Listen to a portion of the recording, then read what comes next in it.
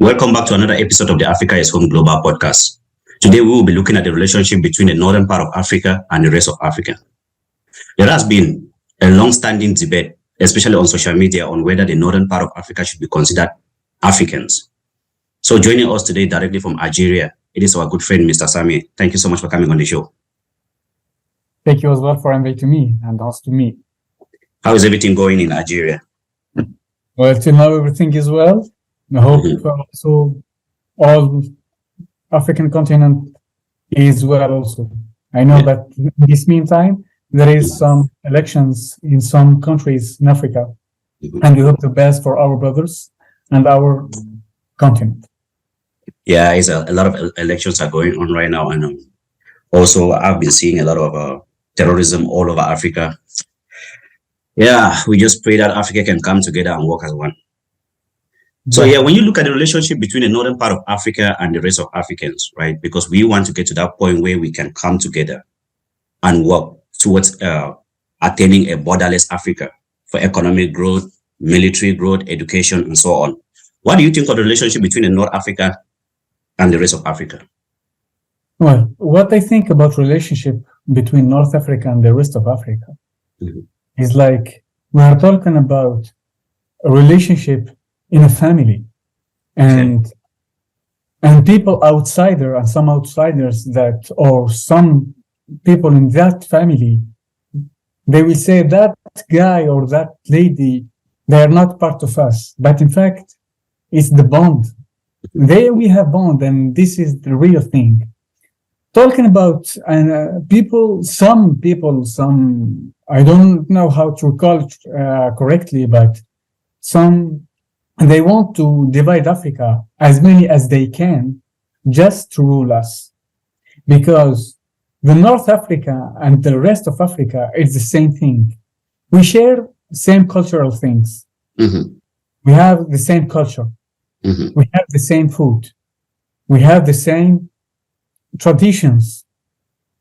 Meanwhile, like there is some preferences, there is some differences also, but we share it.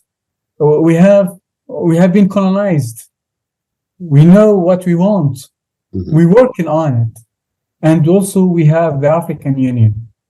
And the African Union as an organization was launched and founded before the European Union. All of that, I have been working at the African Union at the AU, and I've been there. And what I've seen is like all together, we have together. There is no one like from us at the organization that say all North African, they are not African, or the southern part or eastern part of Africa, they are not African. We were all working together, and we were bonded because we have the same shared values. And this is what we really care about. And that's what made us and bring us to the African Union, just to make Africa prosper. Okay, thank you so much for that. So do you think the difference in religion might be adding to this problem? Because when you look at the northern part of Africa, it's significantly Islam. Then the rest of Africa is more of Christians. So do you think that might be adding to this problem? So I will tell you something. After recent research, I have found that the most religion in Africa is Islam. Absolutely. Yeah, and we have Christianity. And what I've seen also, the most of Africans talk Arabic, and we talk many languages between. What I've seen also that we share the same basics, even in religions, Christianity, and there is Islam. When we talk about Islam, what is Islam? Islam came after Christianity.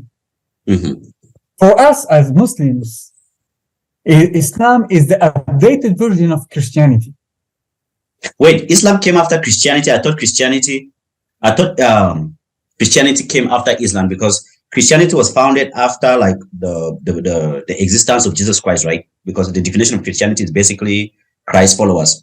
But Islam was already there since the days of Abraham, right? Or you mean to come to Africa? It's, oh, wait, that's a good point. Mhm. So Abraham is the father. Yeah. So Abraham is the father. And the Christianity and Judaism Mhm. as parts of Abraham. So he is the father, the founder Okay. father. After that, we have Judaism and we have Christianity. At the end, in our beliefs, at the end of that, that Islam is the updated version of the Judaism and Christianity. Okay. So when we search, when we make a deep research in Mhm. Christianity and Judaism, the real ones, we will find the same basics. For example, in Judaism, ladies wear scarf. Also in Christianity, ladies wear scarf. In Islam also. And we have all of that related.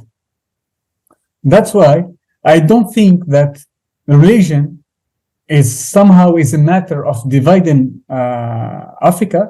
No, the religion is the right thing and the only thing that will bond Africa together. Okay. So, in line with religion, I also realize that some people out here are just straight up racist. And because our brothers and sisters in the northern part of Africa have a different skin tone from the rest of Africa, do you think that might be a significant factor in this problem? Okay, I will tell you something about that. Yeah. Here in Africa, and us as Africans, we don't know much about Africa, seriously. And this is like our problem, our serious problem. I will tell you something. In northern part of Africa, in my country, in southern part of my country, we have dark skin tones, more darker than you. Okay. I apologize for the word, but this is a fact. Okay. In Africa, we have different skin tones. This is a fact. And for example, when in our National Youth Council, Mhm. it's an institution related to the presidency, and the president of National Youth Council have darker skin. Have a darker skin. There is no problem with us with having darker skin because they are part of us. We are the same people. Mhm. It doesn't matter that our skin tone is changing because that's not the issue. The real issue is if we are working together for better countries or better continent. That's the real issue. It's not the skin tone. Mhm. This is number one thing. And also we are religious. As Africans, we are religious. So skin tones differences is not a problem. Also, I will tell you another thing. I went in a mission to Kenya. Okay. And I was seeing a lot of Indians in Kenya. Yeah, here's a lot of Indians and Lebanese in Kenya. Yeah, I asked the driver, why there is a lot of Indians here? There is buildings, there is promotions, there is something that's built or something like that. Because in my country, when we see Indians, we see it as infrastructure or technology. That Kenyan told me, I am not the perfect person to answer you this question. Okay, I said, okay. I found another guy. I asked the same question. And what that guy told me, he told me that they are Kenyans. I was like, what? Yes, Wait. they are Kenyans. They are Kenyans. Yeah, they are Kenyans. And those people that you see, they are considered as 44th tribe of Kenya. What? Exactly. And there was what? After that, I started to analyze the history. Mhm. And Kenya was colonized by UK. And those people came to Kenya by UK to work there. And after that, they were there, and they are Kenyans, and they're Africans. Same as us, me and you. We are not as part having these different skin tones. even like in some shapes. So basically, these people, that is where they were born, that's where they grew up. So they're definitely Kenyans, even though they might have migrated from India to Kenya Yeah, many years ago. But yeah, okay, I understand. Kenyans, they are Africans. Basically, Africans. they are Africans. They're basically like African Americans in the United States of America. Exactly. Exactly. Oh, wow. This is mind blowing. I thought all of them just migrated and were living there on visitors visas and business visas. I didn't know they were like the Kenyans. You will find their grandparents are Kenyans, and they have like many parents there. They were there. They are Kenyans. Wow. I have seen them in borders, having passports, Kenyan passports, and everything related to EIC, and they don't have like to pay visa things or anything related. This is Africa. All right. Another follow up on this very question on skin tone. Yeah. What would you like to tell? Because I've seen a lot of darker Africans. Sorry, I use that word, but yeah, it's just to describe the population dynamics that I mostly see that in common with. They would say Northern Africans are white. They are not Africans. They would even argue sometimes that, especially Egypt, they migrated from Europe so many years ago, that the people that originally inhabited Egypt were the Moors. That is a deeper part of history that I haven't really fully researched. But what would you tell them? What would you say to them to help them change that mindset? Well, being African is not related to the skin tone. Okay. Being African is to believe that you are African. Being African is to work hard to make Africa great and prosper. That's really a real thing. That's how I consider you as African.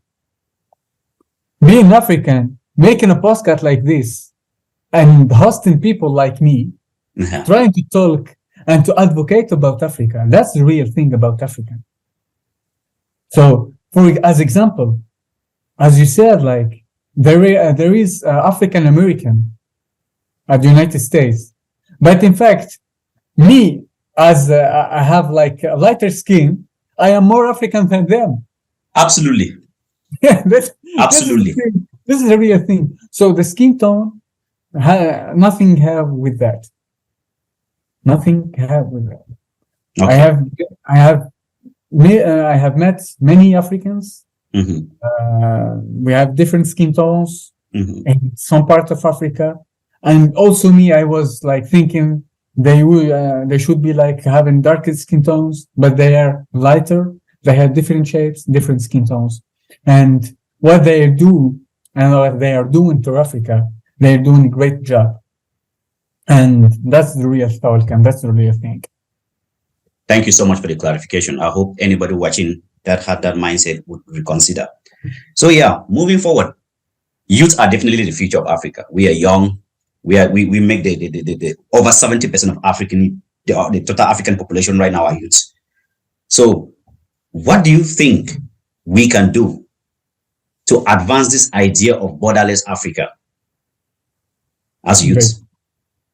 Great. To advance this thing as protocol of free movement, at first we need, us as youth, we need to advocate that thing in our countries. We need to make events. We need to make to invite our African fellows and African brothers and sisters from every part of the continent. By doing these things as youth, making our organizations, trying to collaborate, trying to work on it, we will somehow push and help our governments to ease the process, to see, yes, those youth are working, those youth are trying to make our Africa better, those youth are implementing the African shared values by the African Union as an organization. They believe in Africa, and we need to help them, because if you don't believe in them,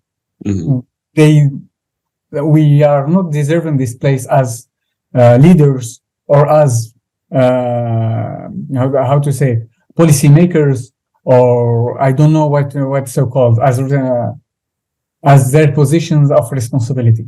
Mhm.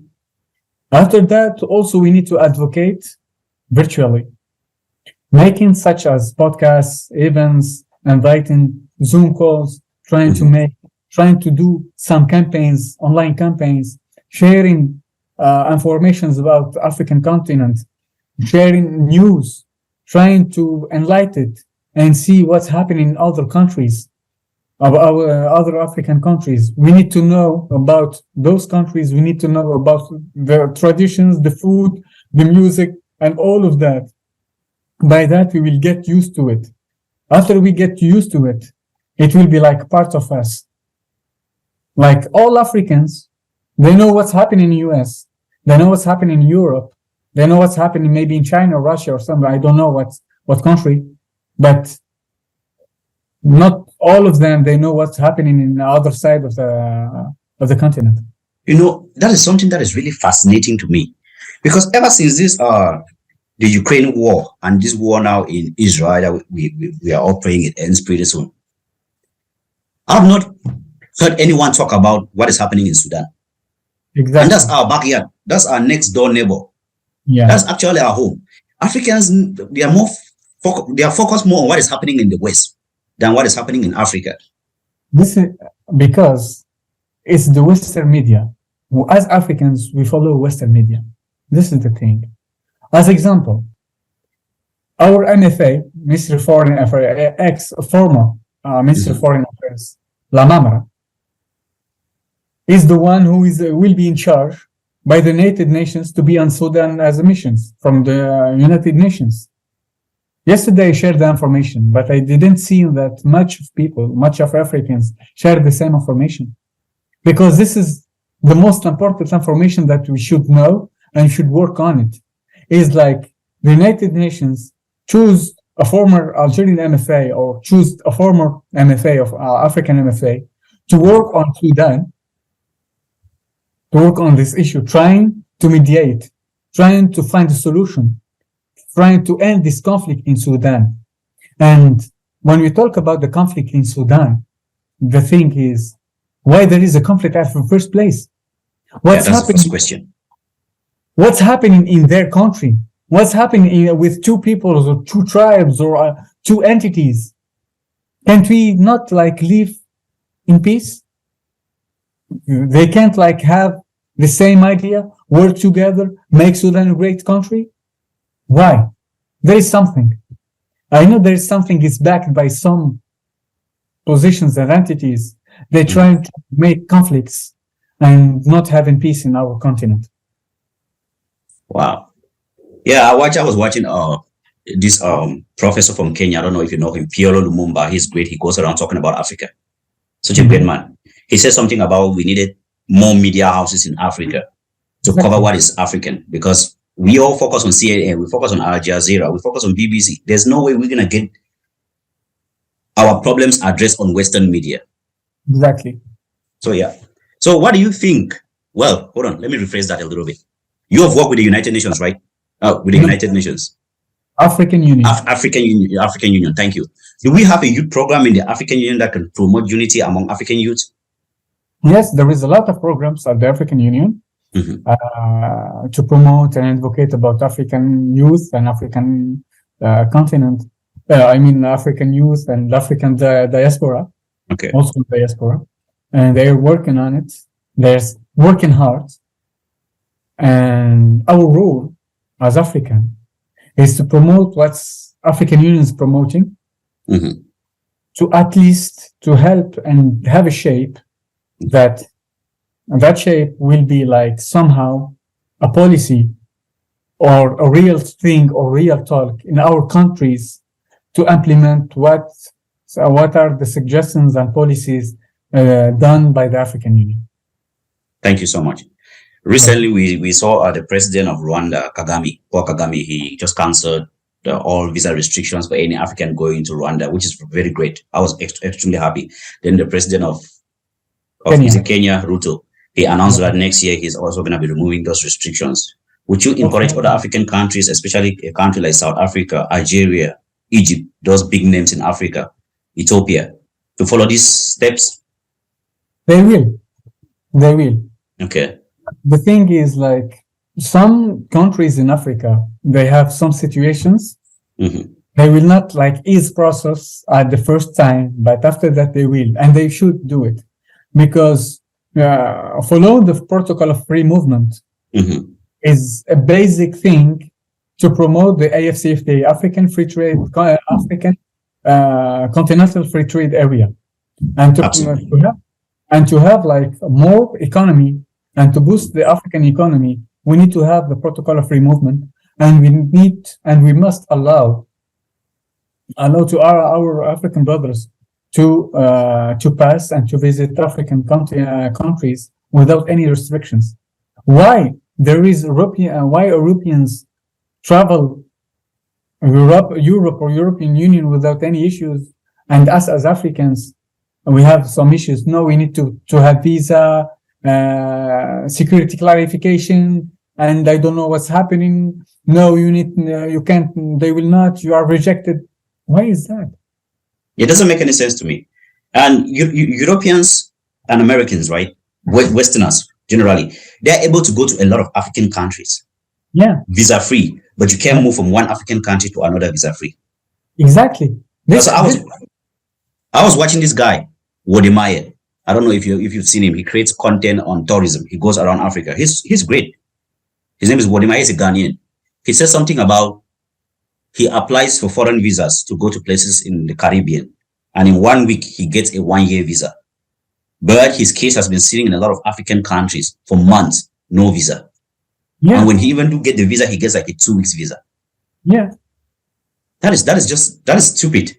When you ask what the reasons, they will tell you like the only reason, and in every country is like security reasons. Okay. We can't allow for that. But dude, those people trying to promote Africa, they try to make a promotion for your tourism in your country, and promoting Africa is the only thing that we can do.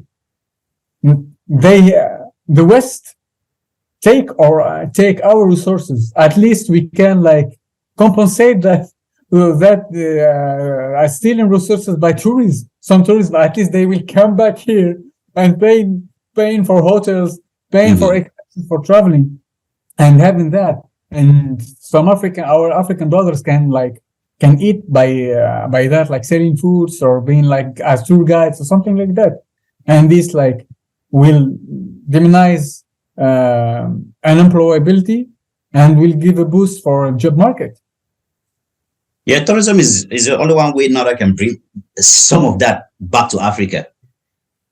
And it's booming. Tourism is booming. So yeah, we need to promote free movement among African countries. That is my principal goal. That is what I'm focusing on and advocating the most right now, is free movement among African countries.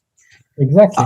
Around last year, Tunisia had this immigration problem, and their president said some really, really disturbing things. I don't know if you followed that on on the media. Yeah, the whole Africa went mad over that. What do you think about that? I understand that, okay, a country like Tunisia is relatively, compared to other Western African countries, it's more developed. So, of course, opening their border, they will overflow their country, which I understand why South Africa too is pushing people out of South Africa, sending out Zimbabweans out of South Africa. So yeah, we are still advocating for this idea of free movement among African countries, but we also have to be considerate and understand that it is impossible for some countries to just open up their borders, because they will just flood the entire country. Yeah. So I was understanding where the president of Tunisia was coming from, but what he said on the media was not good. What do you think about that? So, seriously, I will tell you based on my perspective. Okay. What I've read and what I've heard and what I understood is not the same thing that other people that I understood. Because they said something, and that something was changed based on other perspectives. As a president, you would think, as a first place, for his country, and for his people. And what he said is not, he's not saying that he's against any immigrants from Africa or against anything related to racism or something like that. It's not based on that. No, it was stated by there is people who are trying to smuggle our brothers to Tunisia. And after that smuggling, what will happen? It will make security arrests in Tunisia. So imagine like we have, Tunisia have like 12 millions of population. We can say like 15 millions if you can. Imagine that there is like illegal immigrants from entire Africa flew in Tunisia, like 100,000 maybe, or something like that. They will like be in one place in Tunisia. What will happen? It will have like security unrest. And our African immigrants, illegal immigrants, displaced, or we don't know what's the cause, the real cause. They're displaced. They want to immigrate to Europe or something like that to feed their family, or they will eat. What they will do? Either they will work or they will steal. Absolutely. So if they work, it's something we can say good. But if they will steal, it's not good. The second part is, if they work, what will be left to Tunisian people? That's the issue. And the other issue is like some organizations, they get money, they pay them just to immigrate and to flee Tunisia. And that's the thing that us as Africans or youth, we can't see when we are like so far from politics and so far from all what's happening. We can't understand. In fact, I will say for him as a president, I will say he is right. But for me as an African, and thinking about our Africanity and African brother, I will say like we can find the solution. But okay, that's a good thing. We can find a solution. Why? That solution should be like on Tunisia, not at their country at the first place. For example, we can say like if they immigrated from Mali or Niger or I don't know what other country, Centrafrique, maybe, or I don't know. I'm just saying like random countries. That's all. I'm not stating them for as specific. Mm-hmm. They're fleeing their countries to find good and better life. And when they came to another country, they're not like very well welcomed due to some situation to that country. But why we should like say that country is bad as hosting something like he's racist? But at the first place, we should say that the leaders of the first country, they're the same who are the racist. They are not doing their job. They're not working for the good of people, and they're not working for the good of Africa. I think that got blown out of proportion, honestly, because like I said earlier, I try to be considerate because I understand it is their country. They are also trying to maximize the little resources they have. We all have suffered from the hands of colonization, exploitation, neo-colonization, all of this. So I try as much as possible to be considerate. When I saw him say that, I was like, okay, is it Malema, the gentleman from South Africa? He says things like this every time, even though I know he's not the leader of South Africa. So it doesn't have that magnitude, like when the president says it. But they chase Nigerians out of South Africa every time. They chase Zimbabweans out of South Africa every time. Nobody acts. Nobody says anything. So why is this so big right now? But yeah. The thing is because there is a mindset. I will tell you something.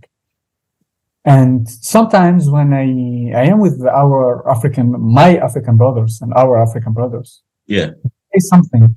The white people, yeah, the white people, they stay in the West. And when they say the white people, I am like, what? I'm white. No. Look, when they say white people, right, you have to understand it generally. When we say white people, we mean West. I know. But when I say that, they were like, yeah, that's true. He's white. Yeah. I am white. Yeah, he's white. So what we need is like to change. And what's happened, I think, in my opinion, what happened with Qais Said, president of Tunisia, Mhm. is based on the background of our background. Is like our African brothers, when they see something white, they think about colonialism. They think about that. It is affecting at the background. They are not like against as African brother or something like that. No, it's just like maybe they have phobia or something like that. Maybe it's they are nourished of hatred to the colonialism, and they don't want that because what's affecting us is the colonialism and the West, and this is a fact. And to avoid that, what we need, in my opinion, is like our sociologues, those people who teaching are working in sociology, needs to make and some talk shows, TV shows, all of that, to try to find a good talk and to remain and having our continent bonded together and our beloved fellows bonded together to avoid any circumstances or any misissues. Honestly, you're right. And I would also like to encourage people that have studied political science in African universities, that have studied psychology, to consider creating platforms like this podcast now that we are on. Because what I see most Africans do these days, especially our youths, are they're focusing so much on, they're creating content, right? But they're focusing so much on entertainment content only. And Exactly. we need to consider educating our people. All our generation is going to fail again. We're going to do the same thing over and over again. Yeah. So they need to create more platforms like this that advocate for Africa, open room for conversations like this. Yeah. So yeah, okay. Moving on. What advice would you give the African governments to help African youths unite Africa? Because I know the government, they are older. They cannot do anything. All they can do now is pave the way for us. Exactly. So by paving the way Mhm. for us as youth, the first thing is to listen to us. Okay. The second thing is to give us responsibilities. The third thing is to believe in us. The fourth thing is to have an eye on us. Yeah. So those four steps are the basic elements and the fundamentals. Hearing us is trying to understand us. Giving us responsibilities is to put us on work, because our liberations and free liberations and our movement was made by youth, and those youth had the responsibilities. So we need to have responsibility. After that, believing in us is the same thing that you believe in you as your leaders, and some people, and they believe it in you. So as how we can to turn it back and to give it for us, you need to believe in us, because this is the thing. And the fourth thing, to have an eye on us, this is the most important thing, because some youth don't know much about politics. They don't understand how it's going. They see money flows. They will not, is it good or bad for the country? And having an eye is trying to redirect us to the right path, not limiting us, but redirecting us. And I have seen many youth in different countries in Africa. They take money from some organizations, international organizations, to do some tasks. But do that tasks are for the good of the country or the people or not? This is the real question. Or that money is given to make a special agenda for those organizations or not?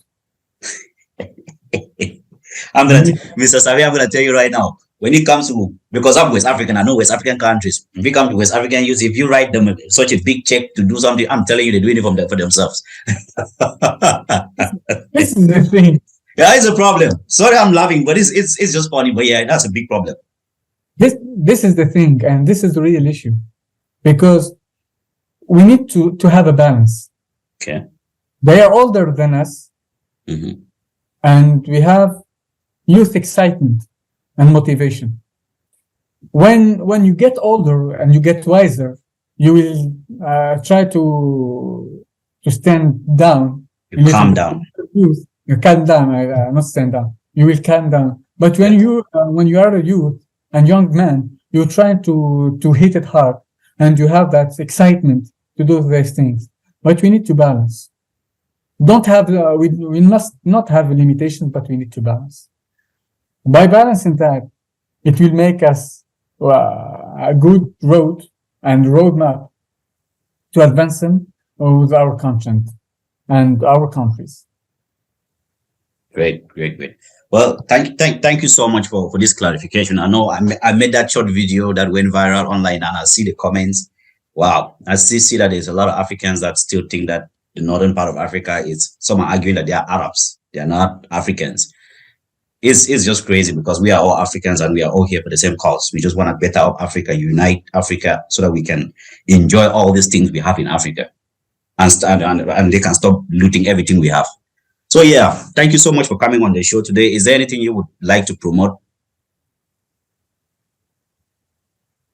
Well, what I like really to promote is advocating and trying to understand, to make people think and understand. For me, as Sami, what hit me hard is like when always I see myself with Middle East. Okay. Middle East, North Africa. Okay, we talk Arab, and we talk Arabic, and we use like Arabic as a first language. But for me, I am affected by that. For me, all what I think is like we need to have something as we're united as Africa, and that's the thing that we wanted to do. At the first, many years ago, I launched a website called Africa 7 Days, trying to promote like African news and African informations all about related to African continent, to share information and trying to advocate and giving the exact and easiest information to our African fellows. Because when you talk, when I don't know what media we will use, there is no media that happen at the same place all African news. And that website that I really launched and left, and I'm hoping the next years I will relaunch that website as media news website, trying to get all Africans together as youth, and we all should work together for both, for better, for our continent and our countries. And we need to have faith and promote anyone, even small details, small campaigns, traditional dress. I don't know what's happening, meals, anything that is related, small things, we need to promote and we need to advocate about that, because this is our tradition. And my success as Sami is your success as Wamila. And the success of Wamila as Sami is the success of our other African fellows and African brother. And all success of all youth is the success of Africa. And we need to think about that and go for it. We don't think and we don't work and we don't stop us about something about called racism, skin tones, or religions. Work together. We should be bound together. And this is the exact thing that we should do. Thank you so much, Mr. Sami. So yeah, a platform like 7 Days. You said 7 Days Africa? No, Africa 7 Days. Africa 7 Days. A platform like that will be a media house like that is very much needed in Africa right now, because again, like Pierre Lumumba said, we need something like that in Africa. We can't keep depending on CNN. We can't keep depending on Al Jazeera. We need our own media. Exactly. So thank you so much. Of course, when you do relaunch this program, Send us the details so that we can give you as much promotion as we can. As we can. All right, for sure. I will do it. My pleasure. All right. And before we wrap up the show, the northern part of Africa should identify with the rest of Africa, not Middle East. For me, yes. Yeah, they should definitely. Egypt, Tunisia, Algeria, all of them should identify with the rest of Africa, not with Jordan, not with Israel. Nah. No, and in fact, it's not like Israel, it's Palestine. Palestine. It's Palestine. Yes. You know what? Okay, now I'm gonna ask you this question. I know it has nothing to do with our discussion today, but what do you think about this war in Palestine, this war in Gaza? Okay, I will try to clarify it as much as I can in easiest process. So before it was Palestine, and for us it will remain Palestine. There is no state as good as Israel.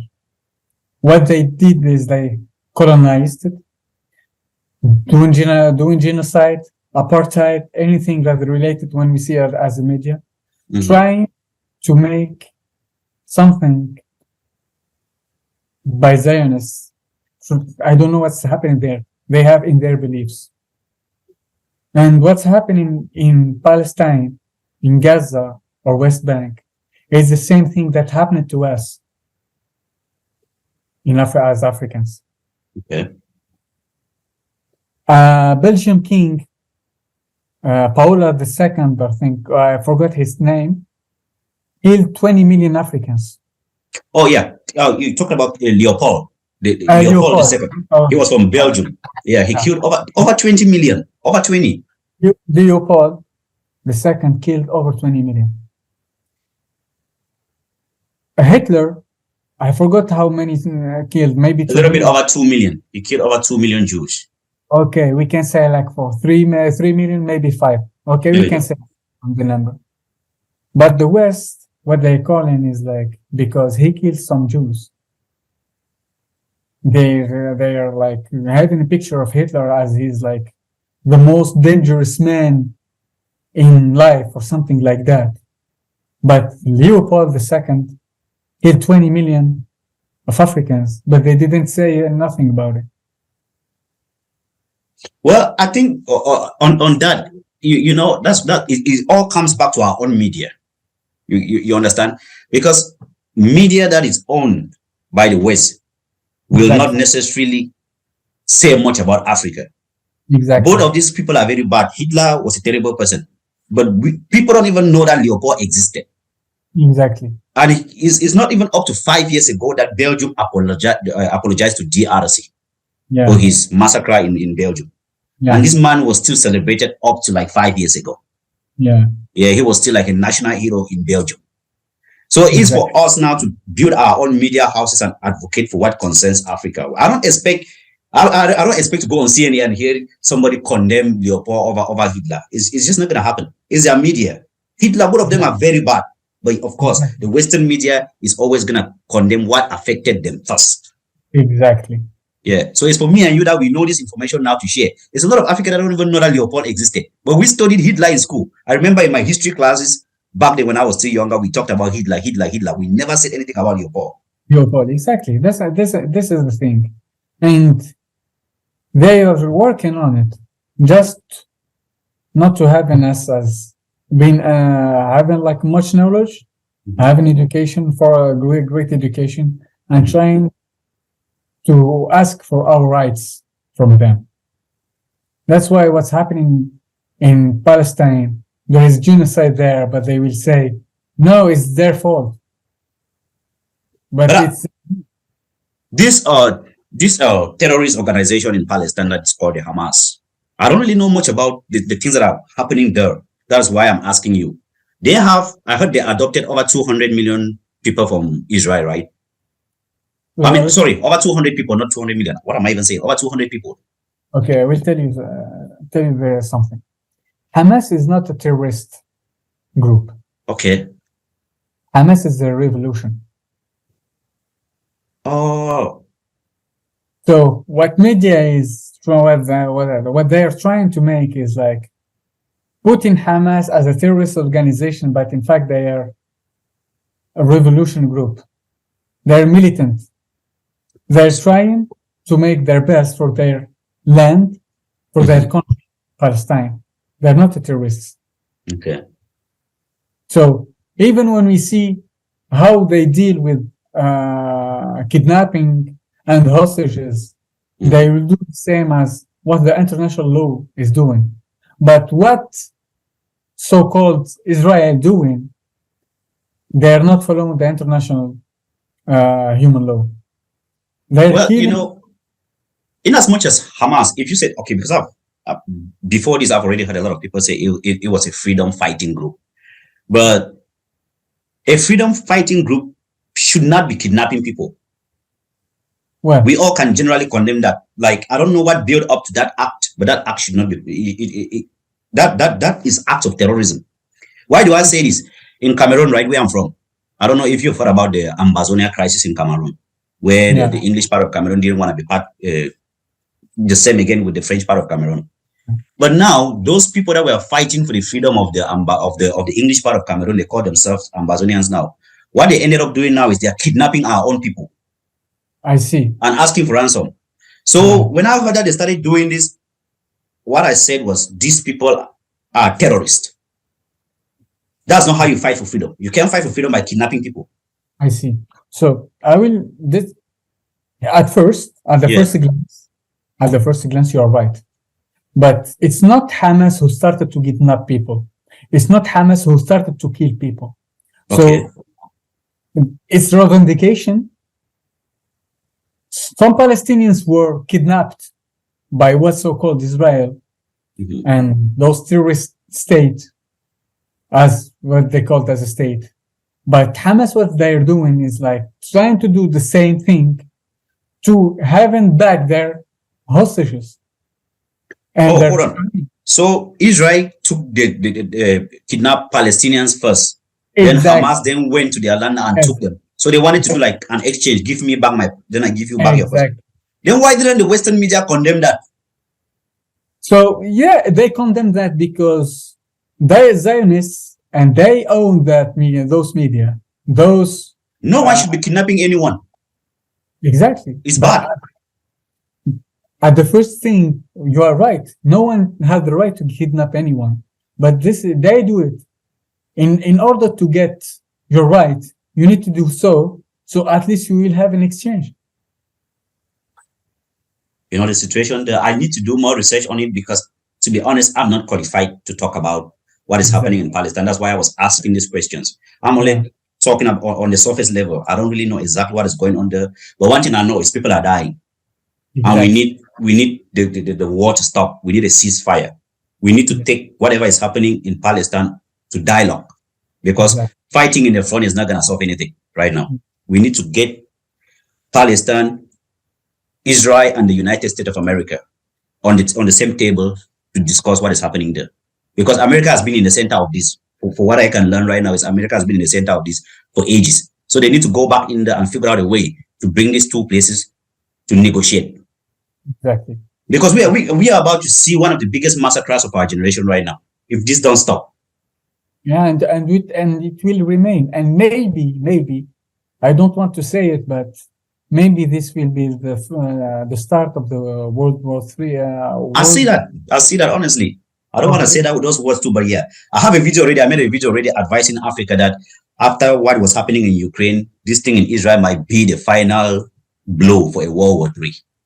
And what happened is like the Western media ditched Ukraine right now, and even the support to Ukraine stopped, and they changed it to Israel. They have a new war. There's a new war to report. So yeah, they move over.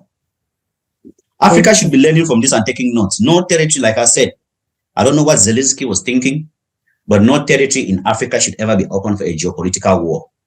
Because that war right there was a war between two superpowers. America is fighting Russia in Ukraine. Why would you open your borders for something like that? It don't make sense. Because how it's going is like Zelensky was appointed by the US, the United States, as president. Oh, really? It's not directly appointment, but they did the thing to be appointed as president, and they gave him it's not agreement, not approval. I forgot how the word we can warranty, and it's not plan. Guarantee. In French, we say guarantee. Okay, guarantee. They gave him a guarantee. Yeah, they gave him a guarantee. They will how to say to give him. He will be on with you OTAN, with NATO. With NATO, they will give him they gave him a guarantee to give him a NATO membership. The NATO membership, and also he will be like safe from Russia and something like that. Mm-hmm. And the thing is like. I apologize to say the word, but this is the reality. Is he is stupid. How should I like follow a country that is so far from me and not follow the country is with border with me? So how would that even work? How would they protect you? So how I don't know how he thought about that thing, but he have Russia, the great Russia, with neighboring great Russia, but he wanted like US. Why US like should help Ukraine in the first place? They are trying to make a proxy war with Russia by Ukraine. And what's happening in Ukraine is like people they are going out from Ukraine, and they don't have like even the right to live peacefully in their country, I think. But hold on, Ukraine was part of the Soviet Union, right? Exactly, URSS. Yeah. So, but they didn't want to be part of the Soviet Union anymore. That's why they break out. It's not like that. Okay. So, Chernobyl. Mm-hmm. Chernobyl was the launch of the dividends of the URSS. Mm-hmm. Gorbachev, to avoid all what's happening in there, decided to make an end to the URSS, mm-hmm. and set like Ukraine and some countries there free.